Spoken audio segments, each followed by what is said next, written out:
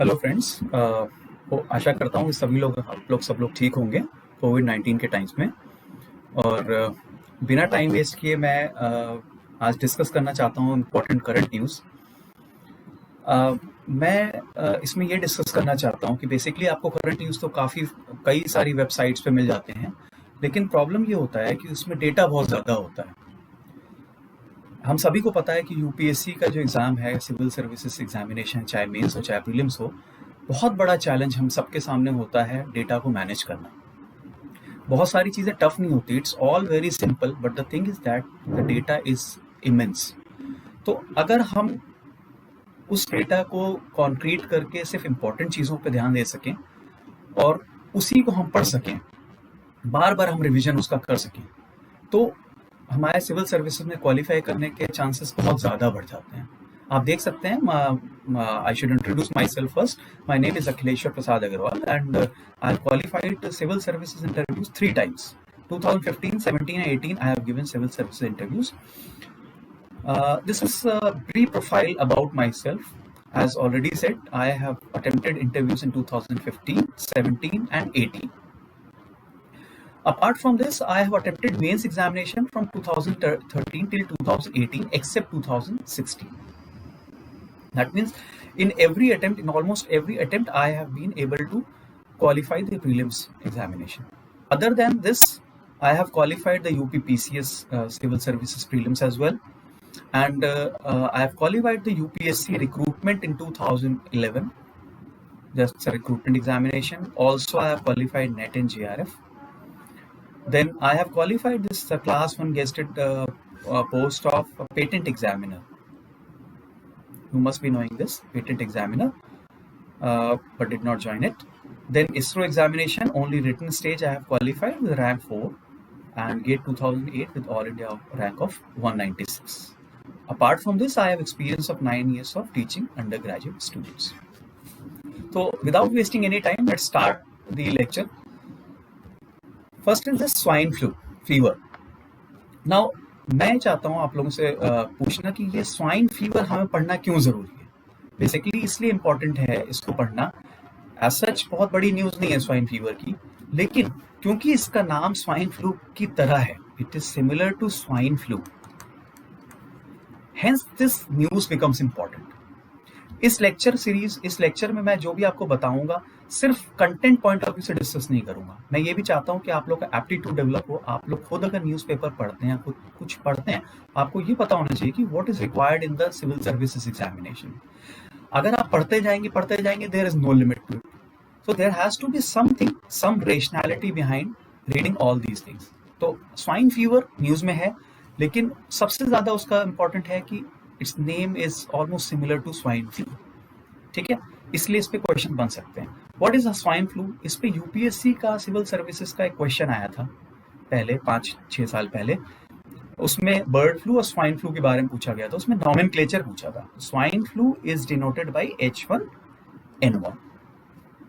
Second thing is you need to remember is this is affected by RNA virus. Okay, and third important thing which we need to remember is कि swine flu humans में पास हो सकता है, दो very rarely, बहुत ही rarely, लेकिन फिर भी पास ऑन हो सकता है। हमने स्वाइन फ्लू देख लिया, अब हमको स्वाइन फीवर पे जाना चाहिए कि वाई, फर्स्ट ऑफ ऑल कि न्यूज में क्यों था। देखिए, आप देख सकते हैं कि 4 डिस्ट्रिक्ट ऑफ मिजोरम में approximately 1000 pigs were killed because of this fever. ठीक है, now we will see the difference between swine flu and swine fever. देखिए, सबसे पहले it is caused by DNA. ठीक है, एक इंपॉर्टेंट थिंग जो मैं आपको बोलना चाहता हूँ, this is virus infected disease. ठीक है, कई बार यूपीएससी में पूछा गया है कि कोई भी डिजीज का नाम लिया जाता है, से polio, it is because of virus, it is because of bacteria और सम अदर रीजंस। तो इसलिए हमें ये जानना जरूरी है, जब भी हम कोई डिजीज के बारे में या फीवर के बारे में समझते हैं, हमें जानना बहुत ज्यादा जरूरी है कि वो वायरस है या बैक्टीरिया है या प्रोटोजोआ है या क्या चीज है। तो यहाँ पर इस केस में this is virus, this is caused by DNA. Good thing about this, which is not there in the COVID-19, is it is not communicable to humans. It is not communicable to humans. इसलिए हमें डरने की जरूरत नहीं है। जबकि swine flu जो है वो ह्यूमंस को अफेक्ट करता है, दो रेयरली, ठीक है। यहाँ स्वाइन फीवर का कोई भी इलाज नहीं है, इसलिए mortality is close to 100%। The only way to stop it spreading is by killing the animals. मतलब एनिमल्स को हम कट कर देंगे तभी हम बच सकते हैं, मतलब एनिमल्स बच सकते हैं, अदरवाइज नहीं। तो ये तो हो गया आपका इन्वायरमेंट और एसएनटी पॉइंट ऑफ व्यू से क्वेश्चन जो बन सकता है। क्वेश्चन क्या बन सकता है?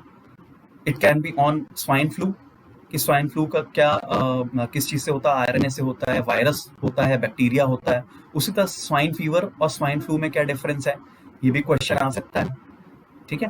तो इस तरह के क्वेश्चंस हमारे आ सकते हैं। अच्छा, इसमें एक क्राइटेरिया और बनता है, इकोनॉमिक।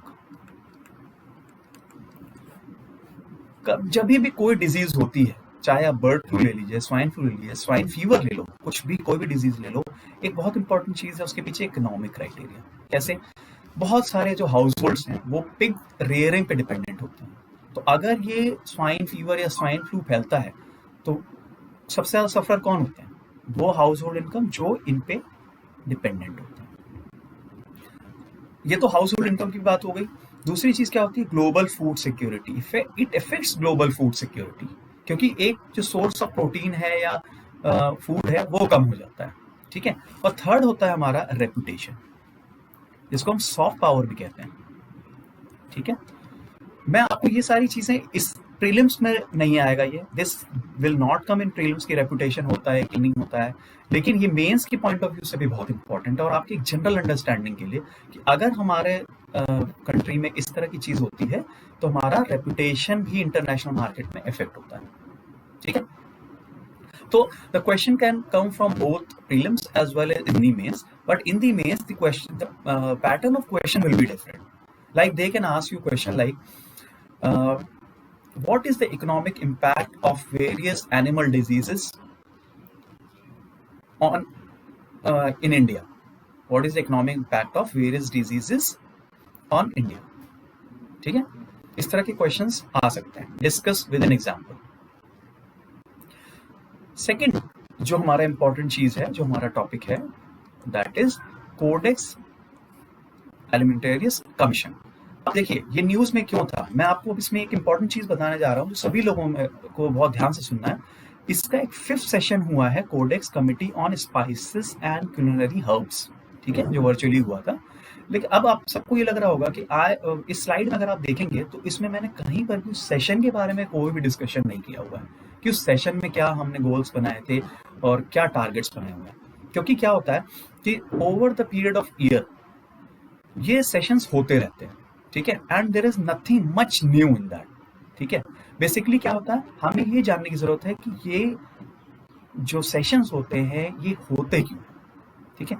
तो हमें उससे पहले जानने की जरूरत है व्हाट इज दिस कोडेक्स, ठीक है। कोडेक्स जो होता है आपका क्या होता है, एक इंटरनेशनल स्टैंडर्ड होता है। This is international standard. किस चीज का इंटरनेशनल स्टैंडर्ड है? To protect the health of the consumers and ensure fair practices in the food trade. That means हमको ये देखना है कि क्वालिटी ऑफ द प्रोडक्ट, ठीक है, safety, adherence to procedures and parameters, इनके बारे में ये एक इंटरनेशनल स्टैंडर्ड है।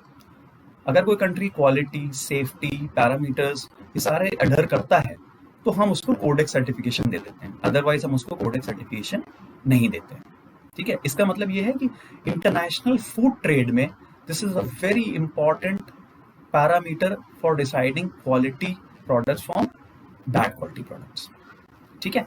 अब हमको कोडेक्स समझ में आ गया, what is the purpose of codex. Next thing क्या है, ये कमीशन क्या चीज है। यूपीएससी में सभी लोग याद, आप लोग प्लीज रखिएगा कि यूपीएससी में एक तो रिपोर्ट्स, फर्स्ट इज रिपोर्ट्स, और सेकंड थिंग जो आपका इंपॉर्टेंट होता है वो होती है कमिटीज एंड इंस्टीट्यूशंस, बहुत इंपॉर्टेंट है। 2015-16 से अगर आप पेपर उठा के देखेंगे तो आपको पता लगेगा कि these two topics are very important. I have covered them in abundant also. ठीक है, तो ये कमीशन क्या होता है? This is inter governmental body established jointly by UN's FAO। अब देखिए फूड के बारे में तो ऑब्वियसली FAO तो उसमें हो गई, तो उसको याद करने में कोई परेशानी भी नहीं होगी कि food and agricultural organisation is the parent department. And then world health organisation, yes that is also very true, because food और हेल्थ का ये कॉम्बिनेशन है बेसिकली। ठीक है, तो ये दो ऑर्गेनाइजेशंस ने इसको मिलकर के बनाया है and established in 1963। This is also important now days in the UPSC. पहले क्वेश्चन नहीं पूछा जाते थे कि कौन से ईयर में हुए, लेकिन अब ये पूछने लगे हैं। ठीक है, अब क्योंकि फूड का है ये, इसलिए इसका हेडक्वार्टर या सेक्रेटेरिएट जो है आपका FAO हेडक्वार्टर्स की तरह ही है, जो कि रोम में है। ठीक है, ये भी याद रखना है। Almost every country is a member of this codex. That's how you can see it's a very good international standard, widespread international standard. ठीक है, अब मैं आपको ये बोलना चाहता हूँ कि मैंने आपको सेशन के बारे में डिस्कस क्यों नहीं कर रहा। सेशन के बारे में इसलिए डिस्कस नहीं कर रहा क्योंकि it will create a lot of data. अगर मैं सेशन में क्या हुआ क्या नहीं हुआ, कौन कौन सी कंट्रीज आई, क्या उन्होंने बोला, अगर मैं डिस्कस करने लगूंगा, it will be lot of data which is not required. अगर मैं कहता हूँ 1% अगर एग्जाम में अगर आपको आ भी जाता है सेशन के बारे में, तो what they will ask you कि what has been decided, what was the focus of this session. तो आप ये बोल सकते हैं the focus of this session was basically improving the international trade in food products, increasing the safety. ठीक है, तो इस तरह का अगर कोई ऑप्शन होता है तो you have to select it, otherwise इस पे क्वेश्चन नहीं आएगा। ठीक है, नेक्स्ट टॉपिक आप इसमें देखिए। अब इसमें देखिए मैं बहुत सारा डिटेल्स है, आप यहां देख सकते हैं, this is a lot of details. ठीक है, but they are not very important, not very important. I will tell you what is important, because at the start of the session I promise you that I will not fill up you with all the details. मैं जबरदस्ती की details नहीं दूंगा, सिर्फ जो आपको लगता है यूपीएससी में आ सकता है वो सारी चीजें मैं आपको बता रहा हूँ। ठीक है, अगर आप इसको भी याद रखेंगे तो I am sure that you will qualify. ठीक है, देखिए इसमें दो नाम है जो आपको याद रखने हैं, एक है perseverance, okay, and second is ingenuity. अब इसमें क्वेश्चंस कैसे आ सकता है, जैसे Perseverance mission is related to point number 1 NASA, Mars, NASA, Jupiter, ISRO, Mars, none of the above. ठीक है, तो आपको इसमें क्या याद रखना है कि it is a project of NASA and it is related to Mars. It is a NASA project and it is related to Mars. और परसिवियरेंस होता क्या है? It is a rover which has been landed on the surface of Mars, ठीक है, by NASA for scientific testings। ठीक है, इंजेन्युइटी क्या होता है? इंजेन्युइटी और परसिवियरेंस में सिर्फ एक फर्क आपको याद रखना है कि परसिवियरेंस रोवर होता है जबकि ये हेलीकॉप्टर है। ठीक है, question can be frame just like Perseverance only. ठीक है, तो इंजेन्युइटी थोड़ा सा देख लेते हैं। Ingenuity is the first helicopter to fly on the Mars. ठीक है, and it was carried by Perseverance. It was carried by Perseverance. अच्छा, सेकंड थिंग ये है कि ये न्यूज में क्यों था। चलो हमको ये बेसिक समझ में आ गया कि परसिवियरेंस और इंजेन्युइटी क्या है और एग्जाम में पूछा भी जा सकता है, लेकिन ये आया क्यों न्यूज में? क्योंकि मार्स पे अभी आप ध्यान दीजिए, कार्बन डाइऑक्साइड जो है 96% होता है, ऑक्सीजन ओनली 0.13% होता है। इसके बावजूद साइंटिस्ट कहते हैं कि यहाँ लाइफ एग्जिस्ट कर सकती है। अब लाइफ एग्जिस्ट करने के लिए सबसे इंपॉर्टेंट पार्ट होता है आपका ऑक्सीजन। ठीक है, अभी हमने कोविड-19 में भी देख लिया कि ऑक्सीजन की सप्लाई नहीं होने से कितनी प्रॉब्लम हो रही है। तो वहां पर साइंटिस्ट ने कोशिश की है कि वो ऑक्सीजन क्रिएट करें and they have been successful. अब इसमें आपको एग्जाम के पॉइंट ऑफ व्यू से क्या समझने की जरूरत है, what is this Moxie? That is, you just need to know what is the full form of this Mars Oxygen In Situ Resource Utilization Experiment.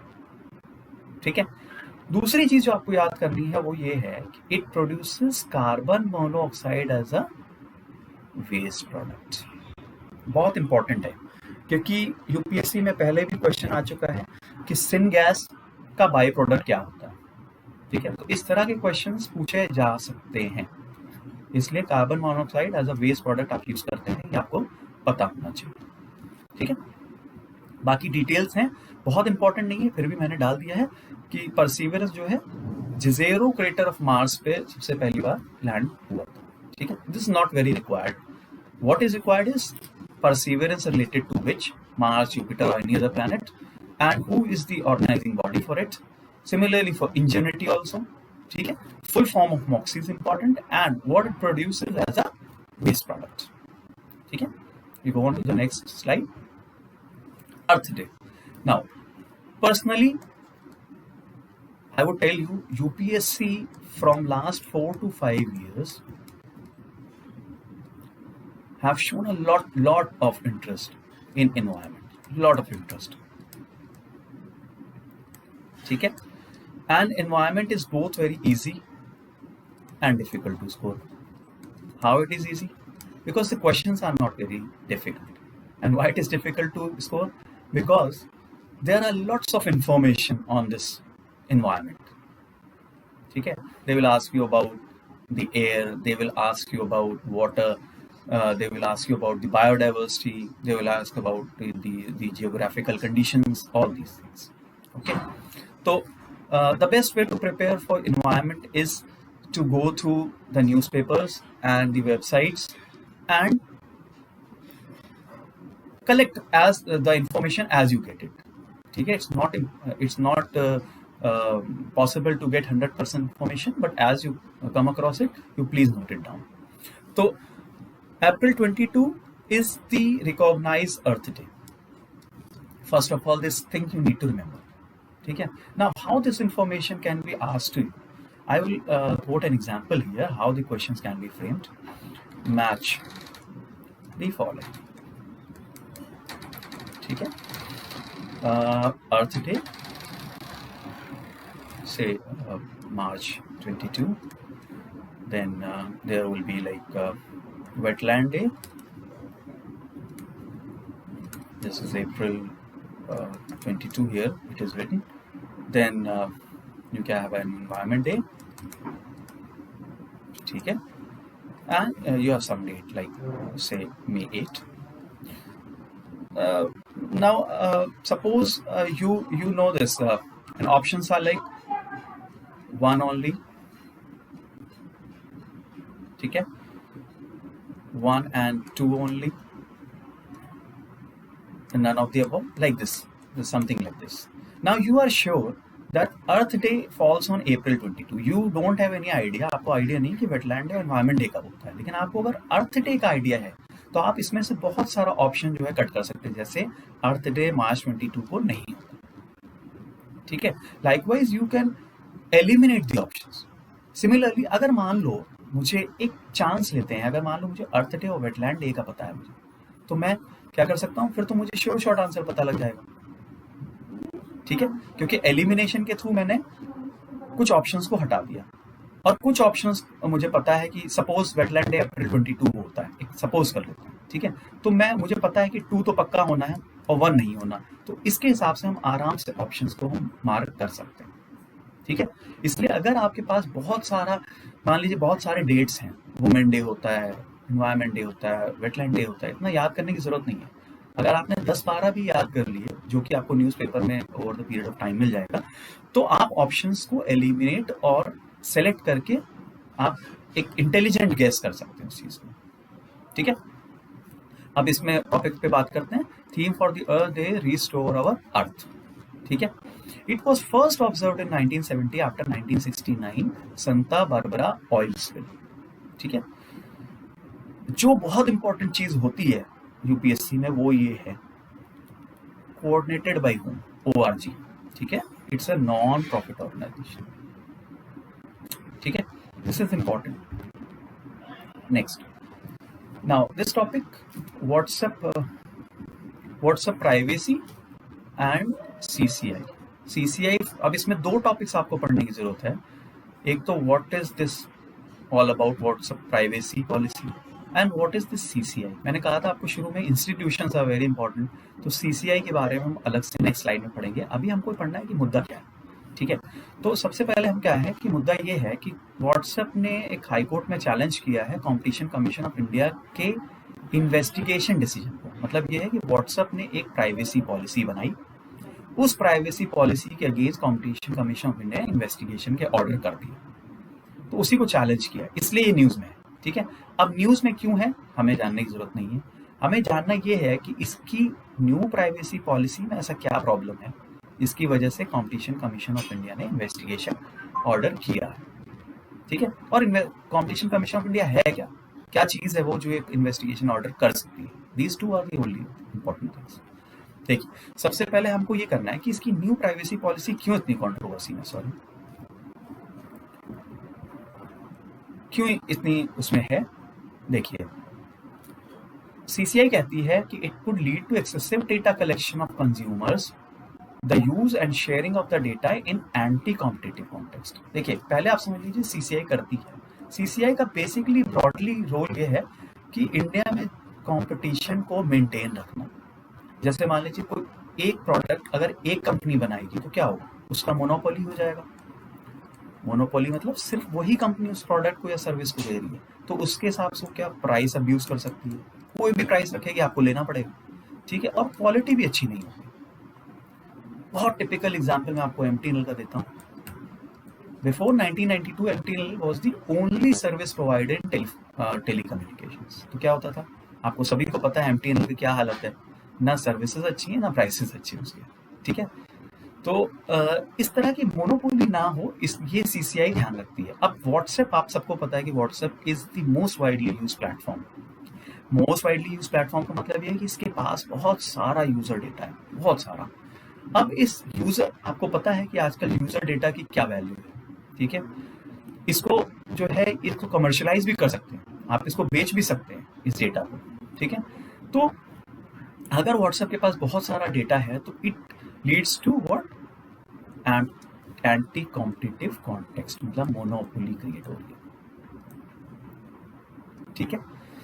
Second thing क्या है कि व्हाट्सएप जो है आपकी कॉन्ट्राडिक्ट करता है श्री कृष्णा कमेटी रिपोर्ट को। Shri Krishna committee report क्या थी, श्री कृष्णा कमेटी रिपोर्ट एक इंपॉर्टेंट टॉपिक है। श्री कृष्णा कमेटी रिपोर्ट के कुछ मेजर रिकमेंडेशंस ये हैं। पहली चीज है data privacy, that is the companies जो भी डेटा आपका स्टोर कर रही है, चाहे व्हाट्सएप हो, फेसबुक हो, ट्विटर हो, वो बिना गवर्नमेंट के रूल्स के परमिशन के प्रॉपरली डेटा को किसी को भी प्रोवाइड नहीं कर सकते, ठीक है। Second, all the data should be localised. मतलब क्या है इसका, लोकलाइज्ड का मतलब ये होता है कि बेसिकली आप देखेंगे अगर फेसबुक ले लें, ट्विटर ले लें, व्हाट्सएप ले लें, सारी फॉरेन कंपनीज हैं, यूएस बेस्ड कंपनीज हैं। तो क्या होता था कि यूएस जो है डेटा सेंटर्स, जहाँ अपना डेटा, मतलब हमारा जो डेटा स्टोर होता है वो डेटा सेंटर्स में स्टोर होता है, वो कहाँ, यूएस की बाउंड्रीज के अंदर स्टोर करती थी, ठीक है। उसकी वजह से क्या होता था कि आपका कंट्रोल नहीं था, कोई भी लीकेज हो सकता था, ठीक है। डेटा शेयरिंग हो सकती थी, ठीक है। ऑडिट भी नहीं हो सकता था। इसलिए श्री कृष्णा कमेटी ने रिकमेंड किया कि जो भी इंडिया से रिलेटेड डेटा है वो यहाँ के लोकल डेटा सर्वर में रहेंगे, ठीक है, लोकल डेटा सर्वर में, ताकि उसका ऑडिट भी हो सके, उस पर पूरा कंट्रोल भी हो सके, ठीक है। तो ये जो कॉन्ट्राडिक्ट कर रही है श्री कृष्णा कमेटी रिपोर्ट को और डेटा लोकलाइजेशन के प्रिंसिपल, ठीक है, जो भी इनकी प्राइवेसी पॉलिसी है। उसके बाद नेक्स्ट है आपका कि ये क्या है कि व्हाट्सएप ने इस पॉलिसी में बहुत कंट्रोवर्शियल चीज बनाई है, मेटा डेटा शेयर करने का। मेटा डेटा क्या होता है, जैसे मैं ए पर्सन हूँ, आप बी पर्सन हैं, आप हमारे बीच में कुछ कम्युनिकेशन हुआ, ठीक है। तो वो कम्युनिकेशन जो क्या हुआ ये तो नहीं शेयर करेगी, लेकिन who is A and who is B they can very well share, ठीक है, which is against privacy, right to privacy, okay. इस वजह से सीसीआई ने इस पे ऑर्डर इंपोज किया है कि इसका इन्वेस्टिगेशन किया जाए प्रॉपरली, ठीक है। अब हम समझते हैं कि what is CCI, who is this body which is taking such an action. Just okay, in the next slide I'll talk about CCI, What is this? Now, this again is very, very important. Question can be asked, Competition Commission of India is a statutory body. Second option, executive body. Third is constitutional body. ठीक है? Implements MRTP Act 1969. Likewise, you can have 1 and 2 are correct, 1 and 4 are correct, only 1 only is correct. Likewise, you can have several things. ठीक है? तो अब हमको जानने की जरूरत है कि क्या है ये statutory body. First of all, it is a statutory body of the government of India. ठीक है? ये किसको इंप्लीमेंट करता है? कॉम्पिटिशन एक्ट 2002 को इन्फोर्स करता है. इसका अमेंडमेंट हुआ था 2007 में. Please remember these two facts, competition act 2002 and amendment act 2007. ठीक है? ऐसा नहीं है कि ये पहली बार आया था. इससे पहले इंदिरा गांधी के टाइम में देयर वाज MRTP एक्ट. कुछ सिमिलर एक्ट था, लेकिन कुछ कमियां थी, जिसकी वजह से राघवन कमेटी ने इसको ओवरहॉल, पूरी तरह से ओवरहॉल करके कॉम्पिटिशन एक्ट 2002 बनाने का रिकमेंडेशन दिया था, और जो कि फिर बन गया था. ठीक है? थोड़ा सा हमको पता है, वैसे हम डिस्कस कर लिया है. ये एक्ट जो है आपका प्रोहिबिट्स एंटी कॉम्पिटिटिव अग्रीमेंट्स. ठीक है? Regulates combinations, merger and acquisition. मतलब मार्केट में कॉम्पिटिशन बना रहे, बेसिकली मोटा मोटा कॉम्पिटिशन हमारा मार्केट में बना रहे, कार्टेल ना बन पाए. What is a cartel? Cartel का मतलब ये होता है कि कुछ कंपनीज, जैसे वोडाफोन हो गया, भारतीय एयरटेल हो गया, इन लोगों ने मिल करके क्या किया, इन्होंने प्राइस डिसाइड कर दिया कि नहीं, इससे कम हम प्राइस लेकर के नहीं जाएंगे. ठीक है? ना आप कम करेंगे ना मैं कम करूंगा. उससे क्या होगा? क्वालिटी तो गिर जाएगा और प्राइस ज्यादा राइज हो जाएगा. ठीक है? तो इसका ये होता है कि कार्टेल नहीं बनने पाए, ना मर्जर और एक्विजिशन जो है इस तरह के होने चाहिए कि आपके कॉम्पिटिशन पे फर्क पड़े. ठीक है? इस कमीशन में एक चेयरपर्सन होता है, and apart from chairperson not less than 2 and not more than 6. मतलब 2 से लेकर के 6 मेंबर्स तक इसमें हो सकते हैं. इंपॉर्टेंट बात क्या है? It is appointed by the central government. It is appointed by the central government. It's a quasi judicial body. Quasi judicial क्या मतलब होता है? It has got some powers, judiciary powers. जैसे इन्होंने अभी व्हाट्सएप पे इन्होंने इन्वेस्टिगेशन ऑर्डर किया, that is a judicial function, quasi judicial function. Okay? Then who are these person? Chairperson और जो 6 मेंबर्स और 2 मेंबर्स की बात कर रहे हैं, ये इनकी क्या क्वालिफिकेशन होनी चाहिए? तो ये लिखा हुआ है, is qualified to be a जज of the high court. Good, कि हाई कोर्ट का जज हो सकता है, या क्वालिफाइड टू बी अ जज ऑफ द हाई कोर्ट. कोई जरूरी नहीं कि हाई कोर्ट का जज ही हो. और has special knowledge of these things, international trade, economics, business, commerce, everything. इतना आपको रटने की जरूरत नहीं है. बस आपको क्या रटना है, इसमें याद करना है कि he should be qualified to be a judge of the high court, and he should have a special knowledge of blah blah blah, international trade, economics, business, commerce, law, finance, anything you remember, you can quote this. ठीक है? All is correct. Okay? Next. Now, again, like I have told you about perseverance and ingenuity, again there is a program called RESPOND. Again, in the examination, they can ask you about RESPOND program belongs to ISRO, second option NASA, third option Department of Space and Department of Science and Technology, likewise. ठीक है? तो हमें इसमें 2 चीजें जानने की जरूरत है. पहला, कि ये ISRO का प्रोग्राम है. First is this is ISRO programme, and second thing कि देखिए, ध्यान से सुनिएगा, इसमें ये सब इंपॉर्टेंट चीजें हैं, इसलिए मैं बोल रहा हूँ. To establish strong links with premier academic institutions. Please note this word, academic institutions. ISRO जो थोड़ा सा स्कोर पढ़ लेते हैं, फिर बताता हूँ मैं आपको. Relevance to space, R&D relevance to space, मतलब क्या करता है? ISRO MOU साइन करता है डिफरेंट एकेडमिक इंस्टीट्यूशन के साथ, ताकि स्पेस का R&D किया जा सके, रिसर्च एंड डेवलपमेंट. ठीक है? इसमें आप ये नोट करिए कि दिस इज नॉट इंडस्ट्रियल. ठीक है? इंडस्ट्रियल नहीं है, एकेडमिक है. Every word is important. ठीक है? तो वर्ड्स बहुत ध्यान दीजिएगा. अब एग्जाम में क्या होगा, क्वेश्चन आएगा, respond programme of ISRO, respond programme is related to ISRO comma industrial institutions, ठीक है। दूसरा ऑप्शन, तीसरा ऑप्शन, चौथा ऑप्शन, ठीक है। आपको लगेगा कि अरे ये तो बिल्कुल सही है, first option is correct because it belongs to ISRO and it establishes link with the industrial institutions, लेकिन गलत होगा वो, क्योंकि आपने वो वर्ड ध्यान से नहीं पढ़ा, दैट इज एकेडमिक इंस्टीट्यूशंस, ठीक है। तो ये दो मतलब इंपॉर्टेंट चीजें हैं जो मैं आपको बताना चाहता। बाकी ये लेस इंपॉर्टेंट है कि इसने एमओयू साइन किया आईआईटी दिल्ली सेल के साथ, कोई बहुत इंपॉर्टेंट चीज नहीं है, ठीक है। नेक्स्ट, देखिए इसमें दो तीन चीजें मैं आपको बताना चाहता हूं। पहला कोल गैसिफिकेशन, ठीक है। देखिए कोई भी जब न्यूज आती है ना, तो सिर्फ हम उस न्यूज के बारे में नहीं समझते, हम ये समझते हैं कि उसको हम बाइफरकेट भी करते हैं कि उसमें और क्या क्या चीजें मैं निकाल सकता हूँ। जैसे इस न्यूज में coal gasification is important. Second is subsidy, ठीक है। You need to understand what is subsidy of urea, ठीक है।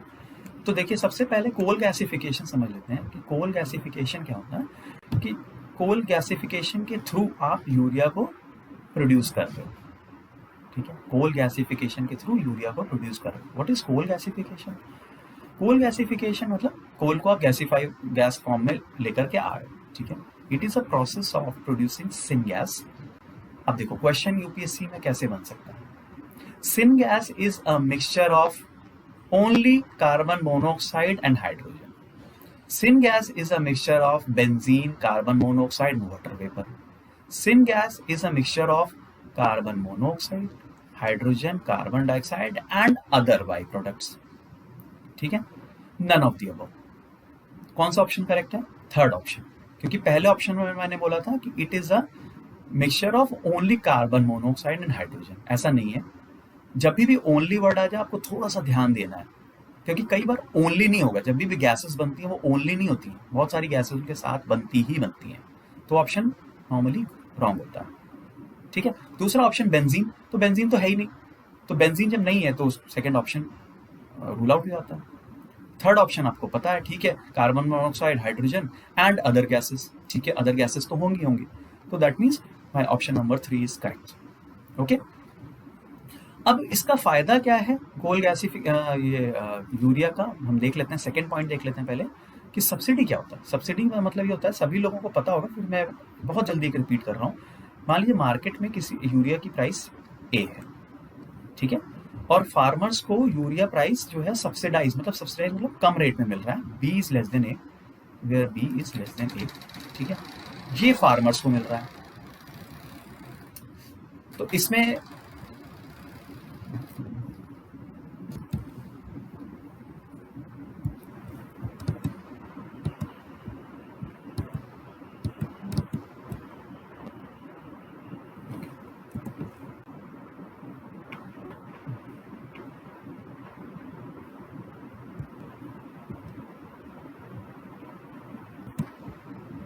ओके, तो सब्सिडी क्या होता है फिर? A minus B, A minus B is your subsidy, ठीक है, जो कि गवर्नमेंट जो है इसको बेयर करती है। अब क्या हो रहा है कि सब्सिडी तो ठीक है, मतलब, लेकिन जब हम यूरिया इंपोर्ट करते हैं, ज़्यादातर हमारा कंट्री यूरिया इंपोर्ट करता है कितना, 12.7 LMT पर एनम, ठीक है। इसकी वजह से क्या होता है, बहुत सारा फॉरेन एक्सचेंज मतलब जब भी हम कोई चीज़ इंपोर्ट करते हैं, बाहर से खरीदते हैं, तो हमको उन्हीं की करेंसी में उनको पे करना होता है, ठीक है।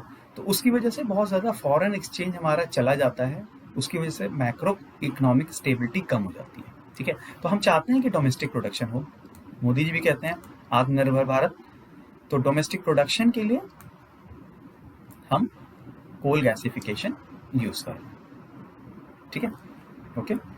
Next, now this is very very important from UPSC point of view and for other examinations also.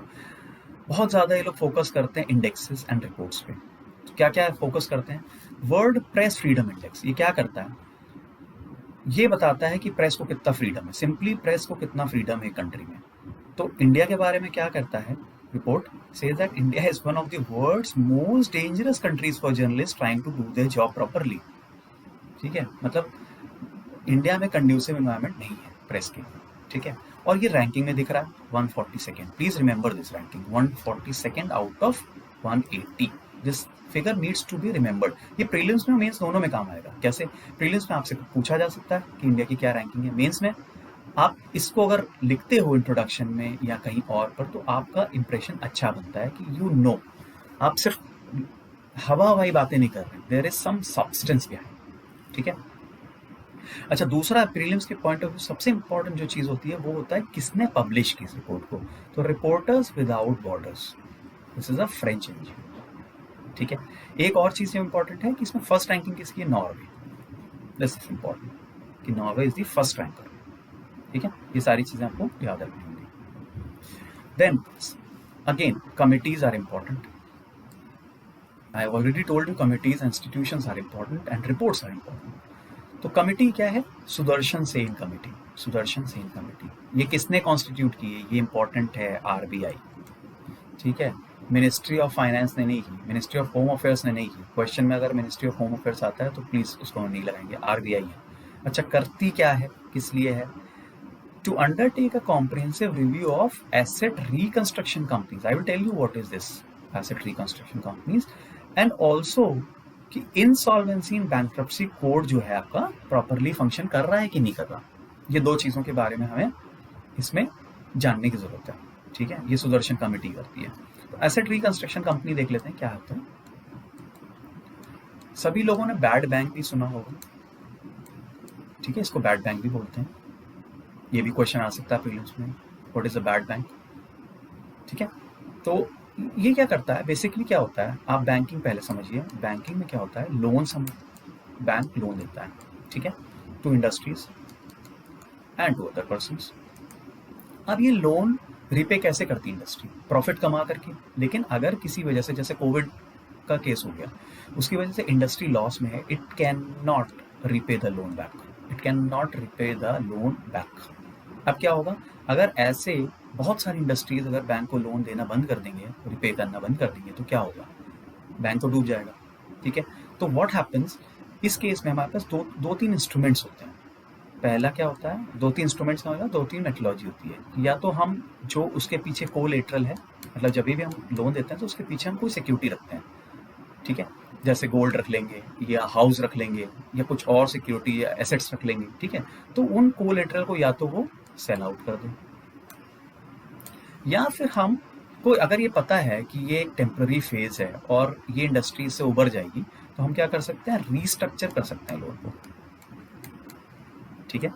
Restructure करने का मतलब क्या होता है, जैसे फॉर एग्जांपल दिसंबर 2020 में किसी की ड्यू डेट बन रही थी, वो नहीं रिपे कर पाया, तो हमने उसको 6 महीने का एक्सटेंशन दे दिया. पहले हम 10% रेट ऑफ इंटरेस्ट चार्ज कर रहे थे, अब हम 10.25 रेट ऑफ इंटरेस्ट चार्ज कर रहे हैं.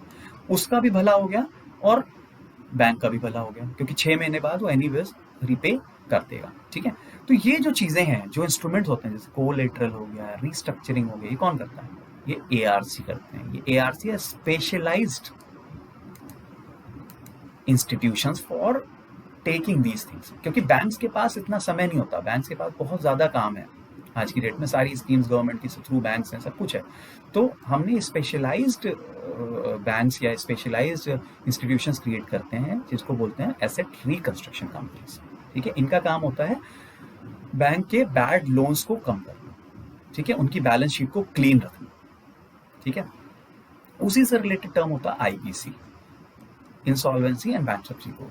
इसका मतलब ये होता है कि जब भी कोई इंडस्ट्री रिपे करने की कंडीशन में नहीं होती, तो हम क्या करते हैं, उसके एसेट्स को डाइल्यूट कर देते हैं. डाइल्यूट करने का मतलब ये होता है कि हम उसके एसेट्स को बेच देते हैं. ठीक है. या हम उसके स्टेक होल्डर्स को उनका मनी वापस कर देते हैं. ठीक है. तो इसको बोलते हैं इंसॉल्वेंसी एंड बैंक्रप्सी. मतलब बैंक्रप्ट हो गए तो हम उसको कैसे हैंडल करेंगे, किस तरह के उसके एसेट्स होंगे, कितने में बिकेगा, किसको हमको फर्स्ट प्रायोरिटी पे देना है पैसा, किसको नहीं देना है, वो सारी चीजें. ठीक है. तो सुदर्शन सेन कमेटी आरबीआई ने कॉन्स्टिट्यूट की थी और इसका काम एआरसी की फंक्शनिंग को देखना और आईबीसी की फंक्शनिंग को देखना है. ठीक है. This is important. Next, now again India is a country which launches schemes every now and then. This is one of those schemes, and unfortunately we have to read this. So there is one more scheme launched by our beloved government, that is Startup India. Seed fund, seed fund, ठीक है। चाहे ना चाहे आपको पढ़ना पड़ेगा, क्योंकि these schemes are important, and the most important thing is which ministry has launched this scheme. The Ministry of Commerce and Industry. Please remember this thing. This is Ministry of Commerce and Industry, and as the name suggests, Startup India. That means it finances the startup projects, only the startup projects. And what it finances? Seed fund. Seed fund का मतलब क्या होता है? Simple एक mathematical example देता हूँ मैं। एक इंडस्ट्री हमें स्टार्ट करनी है 100 करोड़ की। I have managed 98 crores, but 2 crores is still pending. I cannot manage through my sources those 2 crores. Now, Government of India sees that this company has got lots of good potential in the future. तो वो 2 करोड़ आपको seed money दे देगी। Seed money मतलब this money is used to start the company, not the operating. Start the company, start करने के लिए, ठीक है। और इम्पोर्टेंट क्या चीज है? To provide financial assistance. It's this scheme is only about financial assistance, not legal, not procedural, not scientific. Please remember these things, क्योंकि यूपीएससी में कंफ्यूज करने के लिए जरूर आता है इस तरह की चीजें। It provides financial assistance, comma legal assistance, next option. It provides procedural and scientific assistance. No, this is wrong, only financial assistance, ठीक है। These are some of the details which are not very required. 945 crore rupees over the next 4 years, ठीक है। Not very important, so you don't need to remember these facts by heart. 3,600 startups through 300 incubators. What is important is its special focus on tier 2 and tier 3 cities. Its special focus on tier 2 and tier 3 cities. This is important, ठीक है। Next, digital currency in India. Examples are what? Bitcoin. Must have heard about this term Bitcoin. ठीक है, बहुत news में था। अभी RBI ने भी इसको बैन किया था मार्च में, मार्च 2020।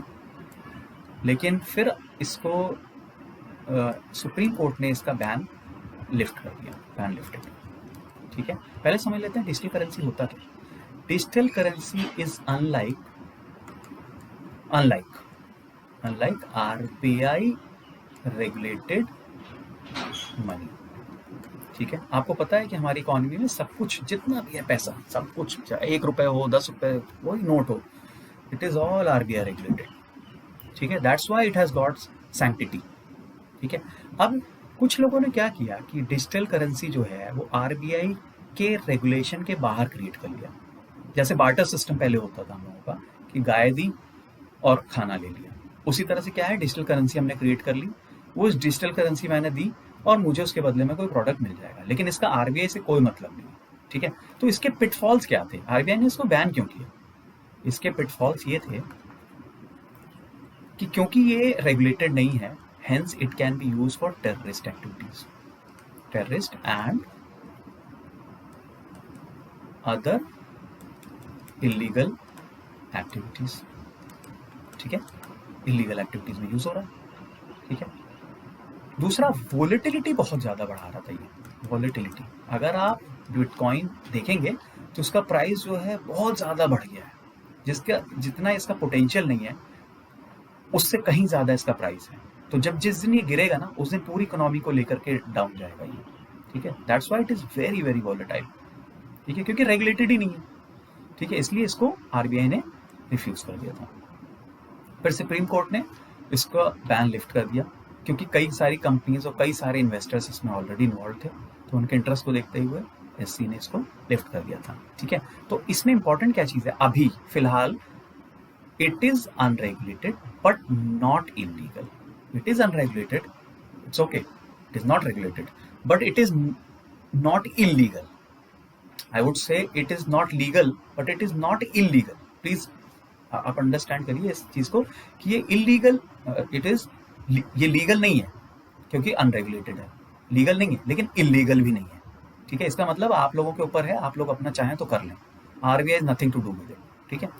अब आरबीआई ने क्या किया है कि RBI is thinking to launch its own official digital currency and banning the use of private digital currency, ठीक है। आरबीआई ने अब ये स्टेप लेने वाला है और अभी एक crypto currency regulation official digital currency bill 2021 भी इन्होंने प्रिपेयर कर लिया है, ठीक है, ताकि अपनी एक ऑफिशियल डिजिटल करेंसी हम रखेंगे, बाकी सारी करेंसीज को हम बैन कर देंगे, ठीक है। अच्छा, इसके अंदर जो टेक्नोलॉजी यूज होती है, this is important, blockchain.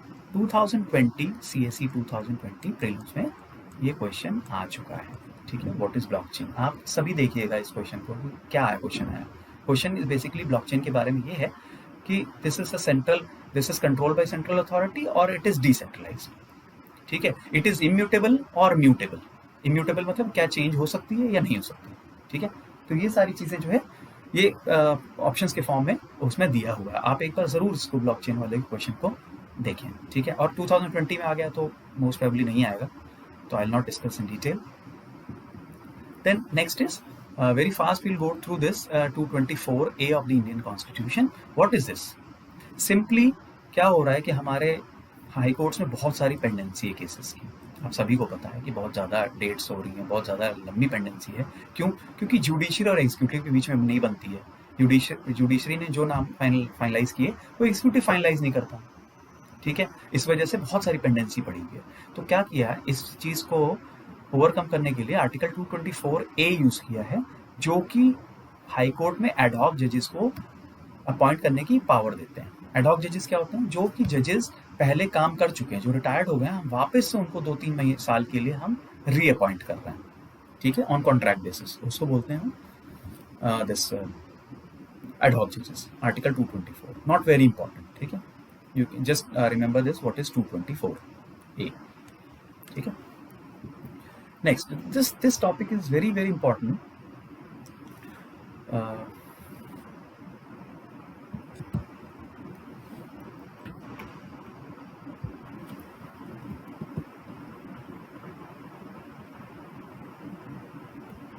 Okay, this South China Sea.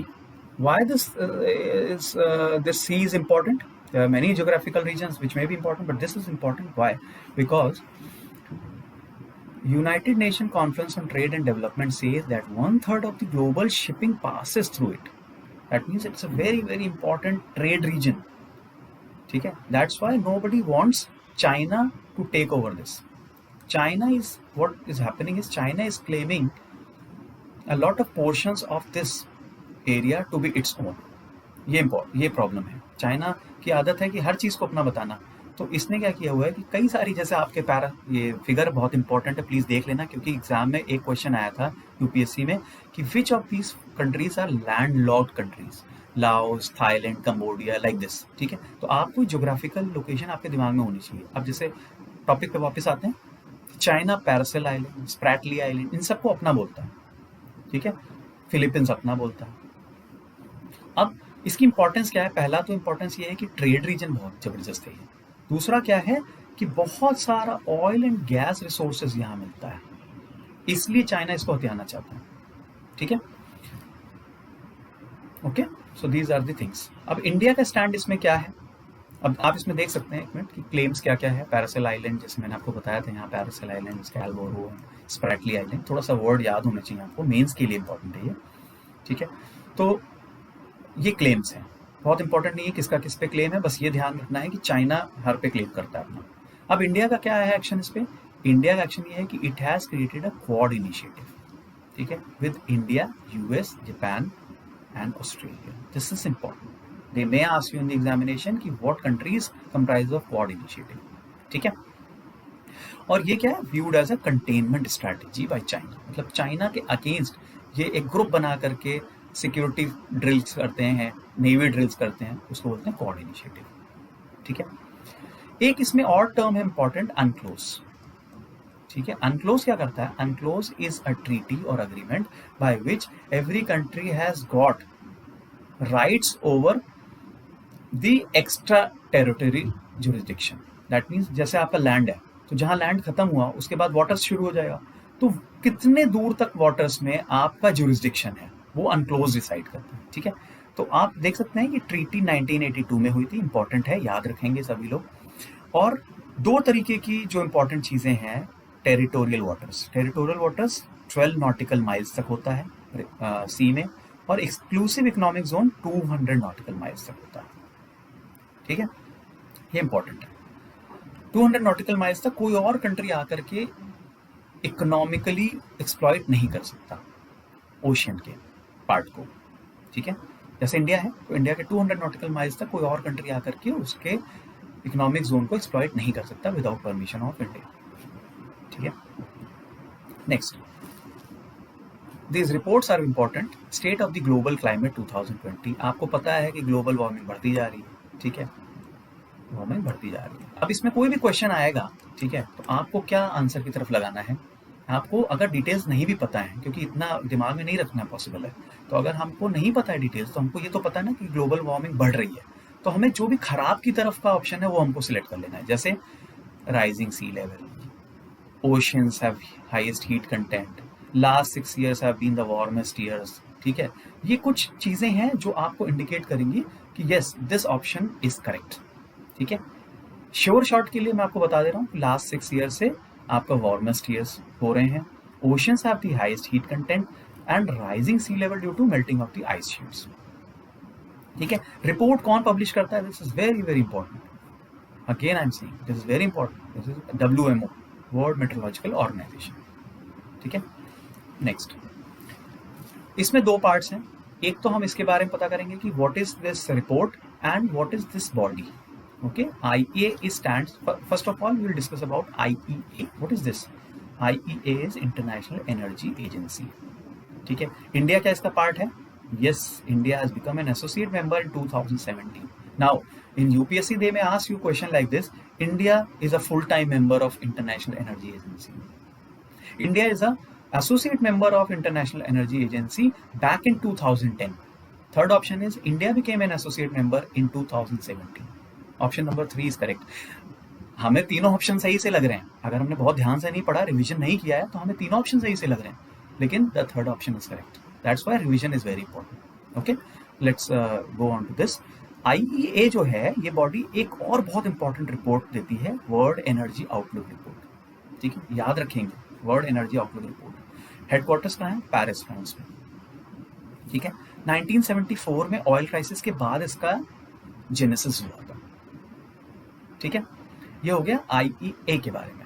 अब हम पता करते हैं कि इस रिपोर्ट में क्या आया है। रिपोर्ट में ये आया है, ड्यू टू कोविड-19 energy requirements have gone down. All types of energy requirements have gone down except renewable energy. Please remember this, except renewable energy, every other types of energy has gone down. CO2 emission भी कम हुआ है, ठीक है। That is the only thing you need to remember, CO2 emission कम हुआ है, सारी energy demands कम हुई है except renewable energy. Next, again this is a report, Energy Transition Index. India has been ranked as usual 187th, ठीक है, very bad, 87th rank out of 115 countries. Sweden leads, ठीक है। कौन इस रिपोर्ट को निकालता है, world economic forum, again very important. Energy transition index is published by whom, world economic forum. इसको 3 डायमेंशंस में हम जो रैंकिंग हम दे रहे हैं, 87th रैंक दी है, इसको 3 डायमेंशंस को क्रॉस हम मेजर करते हैं। फर्स्ट हमारा इकोनॉमिक डेवलपमेंट एंड ग्रोथ, ये भी इंपॉर्टेंट है, याद रखना है सभी को, economic development growth. Environmental sustainability, सभी को पता है एनवायरमेंटल सस्टेनेबिलिटी मतलब हमें इकोनॉमिक ग्रोथ करना है लेकिन अपने एनवायरमेंट को खराब नहीं करना। And energy security and access indicators, कि हमारे पास कितने एनर्जी सोर्सेस हैं, क्या हमारे पास इंपोर्ट मैकेनिज्म्स हैं, क्या हमारे पास एनर्जी सिक्योरिटी इंडिकेटर्स हैं, ठीक है। ये सारी चीज़ें हमारी एनर्जी ट्रांजिशन इंडेक्स में होती हैं, ठीक है। नेक्स्ट है हमारा बाओ फोरम, बहुत इंपॉर्टेंट नहीं है, लेकिन कई बार क्या होता है, मैच द फॉलोइंग में आ जाता है इस तरह के क्वेश्चंस, जैसे G20 is related to what, Boao forum is related to what, ठीक है, Raisina dialogue is related to what, this things, ठीक है। तो हमको सिर्फ इतना पता करना है कि ये होता क्या है। तो वर्ल्ड इकोनॉमिक फोरम का जो एजेंडा होता है वही इसका एजेंडा होता है, ठीक है। चाइना वाले इसको जो है फोरम को अरेंज करते हैं। अच्छा, बहुत इंपॉर्टेंट इंटरेस्टिंग चीज जो है जो आपको याद रखना है, India is also a member of the BFA, India is a member of the BFA, okay, but India is not a part of the RCP और OBOR।